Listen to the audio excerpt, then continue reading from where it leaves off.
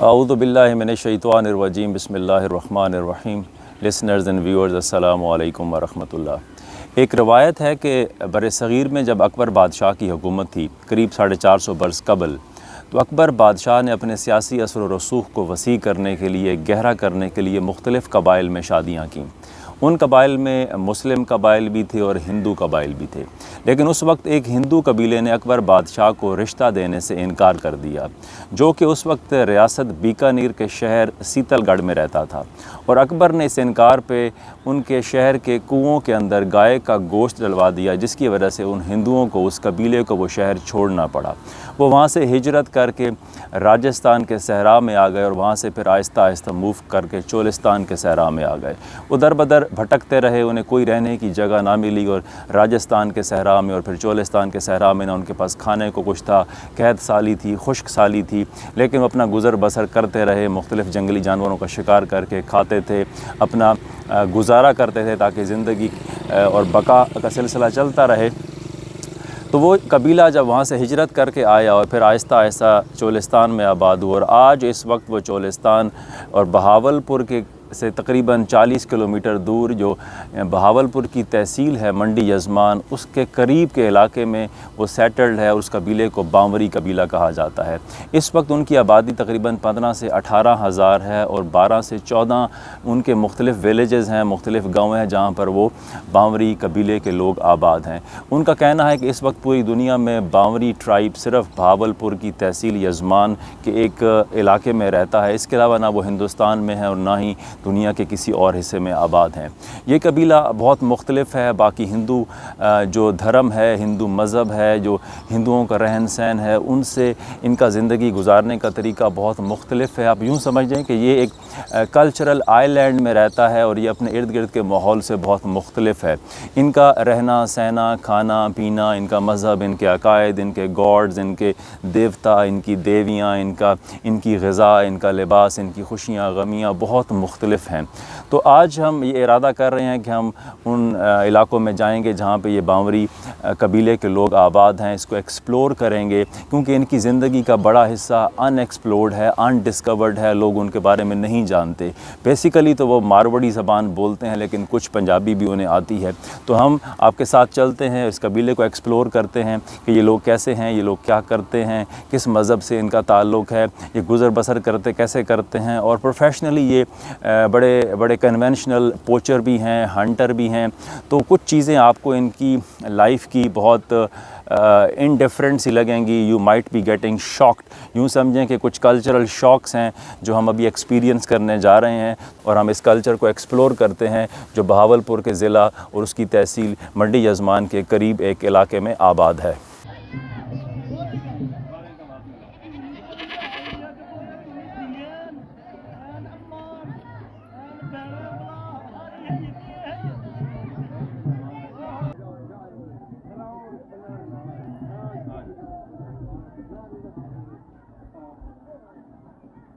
जी viewers, अगर हम सबसे पहले इनके मज़हबी अकायद की और इनके धर्म की बात करें तो जहाँ ये हिंदू मज़हब के दीगर देवता और देवियों में यकीन रखते हैं, वहाँ इनके जो मेन डाइटीज़ हैं वो ये दो मेरे सामने मौजूद हैं। ये जो माउंट्स नज़र आ रहे हैं, छोटी सी मिट्टी की ढेरियाँ, दरअसल ये इनकी डाइटीज़ हैं। मेरे लेफ़्ट साइड पे जो कदरे बड़ा माउंट है इसको बाबा गोशाई कहा जाता है और जो राइट साइड पे छोटा माउंट है इसको बाबा खीरिया कहते हैं। ये दो बड़ी डाइटीज़ हैं और इनकी अलग अलग पावर्स हैं और शाम के वक्त में, मगरिब के वक्त में इनकी पूजा की जाती है। उसके लिए आग लगाई जाती है। अभी कुछ देर पहले भी यहाँ पर पूजा की गई और उसके ऊपर घी डाला जाता है अपनी डाइटीज़ को खुश करने के लिए।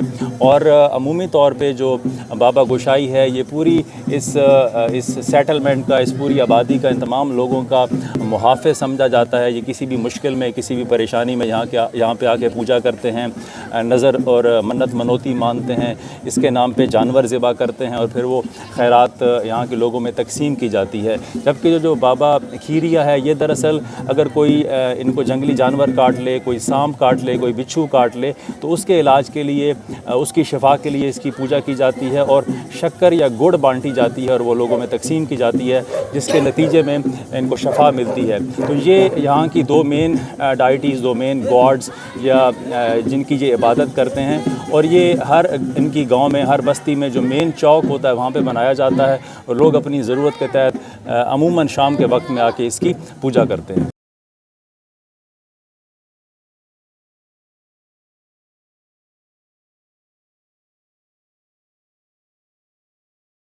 जी, जो अभी हमने बाबा गुशाई और बाबा खीरिया के बारे में आपको बताया, जो कि मेन डाइटीज़ हैं और उस गांव की जो मेन जगह होती है, जो मेन चौक होता है वहाँ पे बनाया जाता है ताकि सब लोग आसानी से वहाँ पे जा सकें।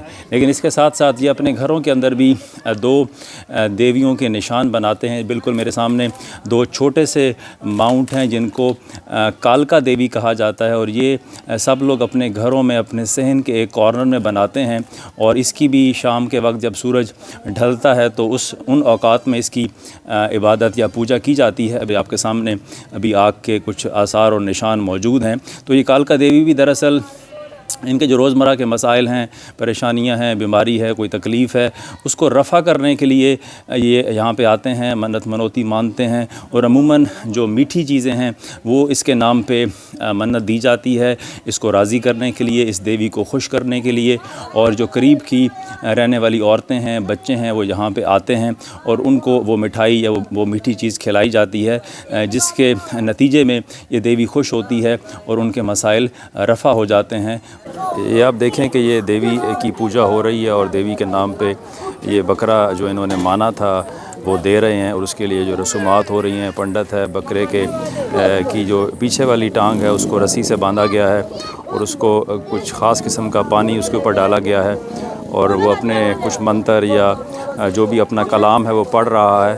और आप देख सकते हैं कि ये कुछ लोग भी इसके साथ मौजूद हैं इसकी बैक साइड पे और उसके सामने जहाँ ये काले रंग का बकरा खड़ा है उसके सामने दो देवियाँ हैं और इस तरह से ये अपनी मुख्तलिफ़ इबादत और नज़र न्याज चढ़ाते रहते हैं।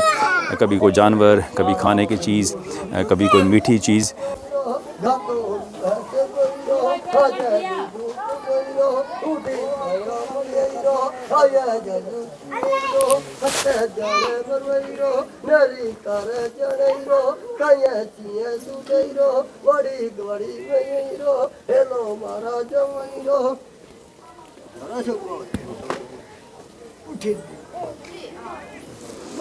ये वो पानी है जो उन्होंने कुछ पढ़ के अपने दीन के मुताबिक, अपने मज़हब के मुताबिक उसको दम किया है या उसके ऊपर फूंका है और पानी में हाथ डबो के वो पानी बकरे के चेहरे के ऊपर और उसके कानों के ऊपर लगाया है।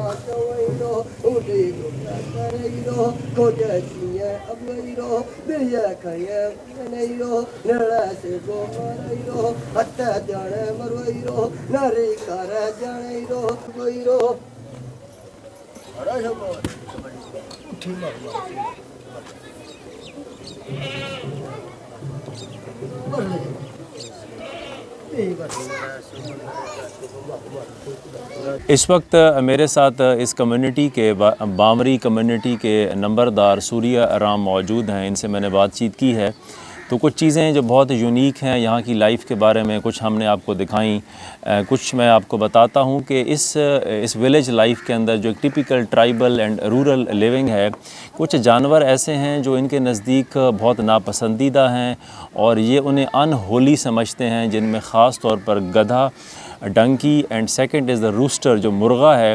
ये दो जानवर अपने गांव में नहीं रखते, ना उसको लाते हैं ना आने देते हैं। इनका ख़याल है कि ये दोनों अनहोली हैं, इनके आने से बेबरकती आती है। और अगर कोई गधा आ जाए या इनका हाथ गधे को लग जाए तो ये अपने आप को नापाक तस्वुर करते हैं और उसके लिए गंगा के पानी से या वहाँ से आया हुआ पानी यहाँ के पानी में शामिल करके मिक्स करके नहाना ज़रूरी होता है। तो आम तौर पे तो देहातों में गधा हमें मिलता है जो मुख्तलिफ़ कामों के लिए इस्तेमाल किया जाता है, लेकिन यहाँ पर ये जानवर बिल्कुल ममनू है। और इसके साथ जो मुर्गा है आपको इस पूरी विसिनिटी में, इस पूरी कम्युनिटी में कहीं भी नज़र नहीं आएगा। तो ये दो बातें जो बहुत मुख्तलिफ़ हैं इनकी लाइफ के अंदर, वो मैंने आपको बताना ज़रूरी समझा। और ये लोग जो हैं ना कहीं नौकरी करते हैं, ना किसी के पास जाके काम करते हैं, और यहाँ पर कोई तालीम का रवाज भी नहीं है। नॉर्मली कम लोग हैं, कम बच्चे हैं जो स्कूल में जाते हैं, पढ़ते हैं, और इनका जो रोज़गार है या इनका जो गुज़र बसर है वो जानवर पालना है, और वो फिर बेचे जाते हैं। जिस तरह से कुर्बानी का मौका होता है तो ये मुसलमानों को सेल आउट कर देते हैं, और ये जो मुख्तलिफ़ फसलें हैं उसकी कटाई कर देते हैं, कपास की चुनाई करते हैं, गंदम की कटाई करते हैं, जो सरसों है उसकी कटाई की जाती है।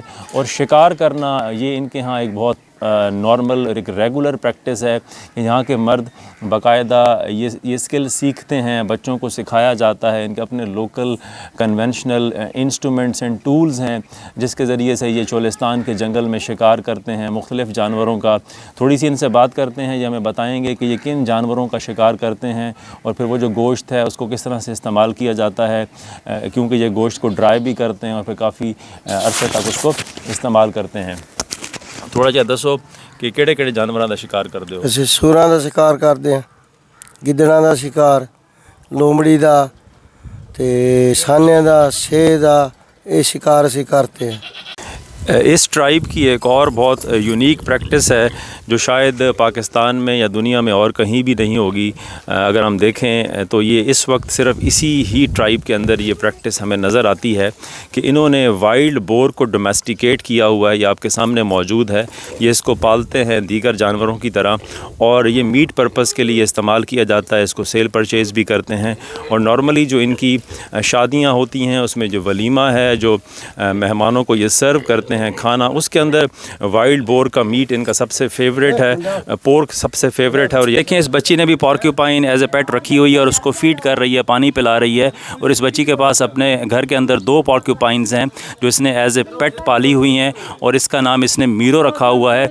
और इसकी आवाज़ देने पे वो आ जाती है, और ये इनके घर के बच्चे भी इनके साथ खेलते हैं। तो पॉइंट इज़ दिस कि इनकी लाइफ के अंदर बहुत सारी यूनिक प्रैक्टिसेस हैं, और इन्होंने बहुत सारे वाइल्ड एनिमल को डोमेस्टिकेट किया हुआ है। जैसे हमने पहले आपको वाइल्ड बोर दिखाया, और ये पॉर्क्यूपाइन भी आपके सामने है।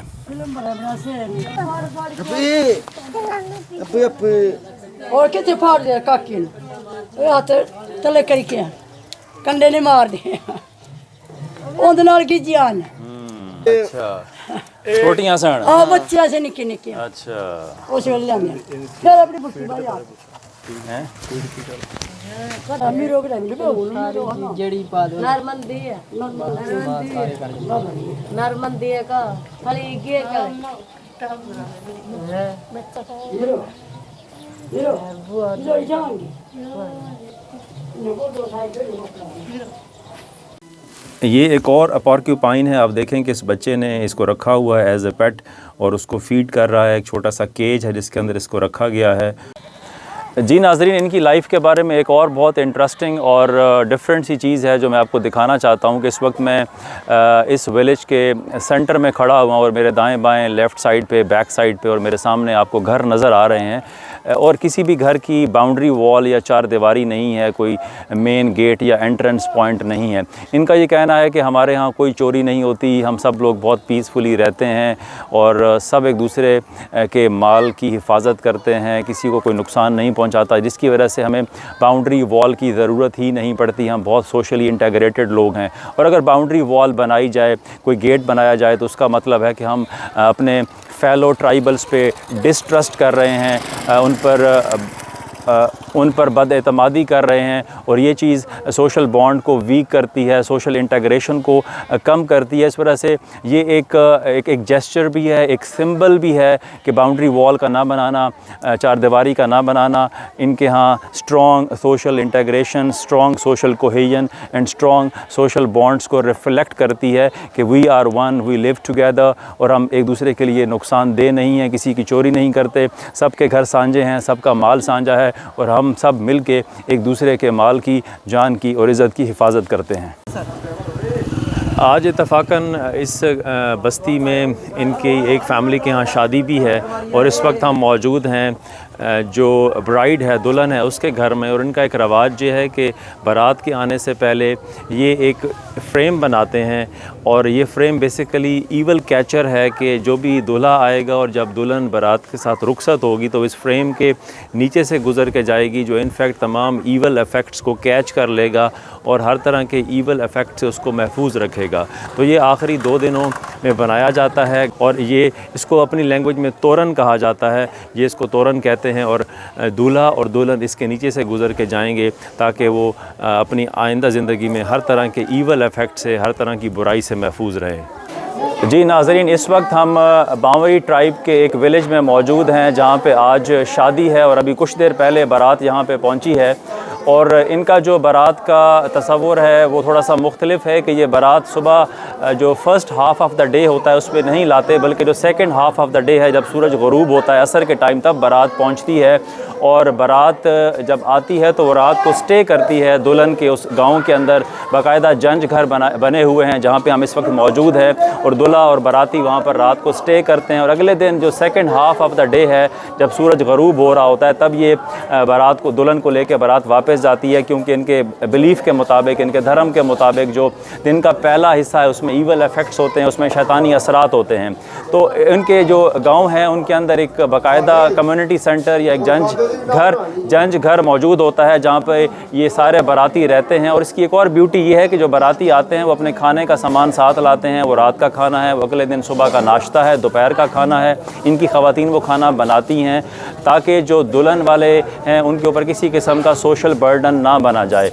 और इस वक्त ये अब अपनी सारी रसूमात को करके इस जंज घर में पहुँच चुके हैं, और मैं मौजूद हूँ दूल्हा के साथ। और आप देख सकते हैं कि जो दूल्हा का ड्रेस है, जो इसके ऑर्नामेंट्स हैं, वो बहुत यूनिक हैं, बहुत कलरफुल है। आम तौर पे शादियों में इस तरह का लिबास नहीं पहना जाता, लेकिन इनका जो शादी का लिबास है बहुत ट्रेडिशनल है। आप देखें कि दूल्हा ने रेड कलर का एंकल तक एक लॉन्ग फ्रॉक पहना हुआ है, जिसके ऊपर एम्ब्रॉयडरी का बहुत हैवी काम किया गया है, और सर के ऊपर एक बीड्स की बनी हुई कैप पहनी हुई है जो ख़वातीन बनाती हैं, और फिर दूल्हा उस कैप को पहनता है। और ये दूल्हा इस लिबास को पहन के रखेगा, रात इसी लिबास में सोएगा, इसको उतारेगा नहीं, इस कैप को भी नहीं उतारेगा। अगले दिन मतलब कल शाम तक वो इस लिबास को पहन के रखेगा जब तक ये वापस अपने घर नहीं पहुंचता। आप देखें इसमें जो कलर है रेड है, और आमतौर पे रेड जो है वो फेमिनिन कलर होता है, लेकिन ये इनके यहाँ जो दूल्हा है वो रेड कलर पहनता है, बैंगल्स पहनता है, रिंग्स पहनता है, और ये एक स्टिक मौजूद है जिसके ऊपर मुख्तलिफ फूल हैं, और एक ताज है, ये आप देख सकते हैं, आपको नज़र आ रहा है, जिसके ऊपर मुख्तलिफ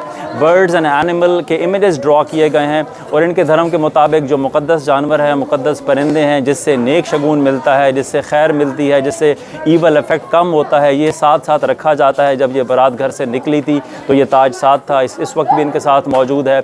और ये थ्रू आउट इस वेडिंग प्रोसेशन में ये जो ताज है, जो कार्ड्स आपको लग रहा है, ये साथ रखा जाता है ताकि दूल्हा हर किस्म की ईवल आय से और ईवल इफ़ेक्ट से बचा रहे। तो ये इस वक्त बाराती सारे मौजूद है इसके साथ, और अब रात होने वाली है, और रात से पहले इनका फेरों का कॉन्सेप्ट है। और मैंने आपको जो तोरन का कॉन्सेप्ट बताया था कि तोरन एक स्ट्रक्चर है जो वुडन बनाया जाता है, और दूल्हा और दुल्हन उसके नीचे से गुजरते हैं, और वो भी दरअसल ईवल इफ़ेक्ट से बचने के लिए होता है। उससे एक नेक शगुन लिया जाता है कि जो उसके नीचे से जब दूल्हा और दुल्हन गुजरेंगे तो उनकी जो आगे की ज़िंदगी है वो बहुत पीसफुल रहेगी, उसमें उनको परेशानियों से, मुसीबतों से, बुरी नज़र से और शैतानी असरात से महफूज रखेगा। तो ये जो ड्रेस है ये आपको दिखाना मकसूद था बेसिकली कि ये जो दूल्हा है कितना कलरफुल है, कितना एम्ब्रॉयडरीड इसने फ़्रॉक पहना हुआ है, और ये जो स्टिक है, जो ताज है, जो इसने बीड्स की बनी हुई कैप पहनी है, और जो कॉस्मेटिक्स हैं उसमें एक टाइप ऑफ पॉलिश है जो नेल्स के ऊपर की जाती है, मेहंदी है जो लगाई जाती है, और मुख्तलिफ़ धागे या मुख्तलिफ़ तावीज़ टाइप चीज़ें बांधी जाती हैं इसकी रिस्ट के साथ, इसकी नेक के अराउंड, ताकि ये हर किस्म के शर से, हर किस्म की ईवल असरात से महफूज रहे। और अब रात होने वाली है और बाराती सेटल हो रहे हैं, इस वक्त ये अपना खाना खाएंगे और फिर कल सुबह इनकी मज़ीद रसूमात होंगी और कल सेकंड टाइम ये बारात वापस जाएगी।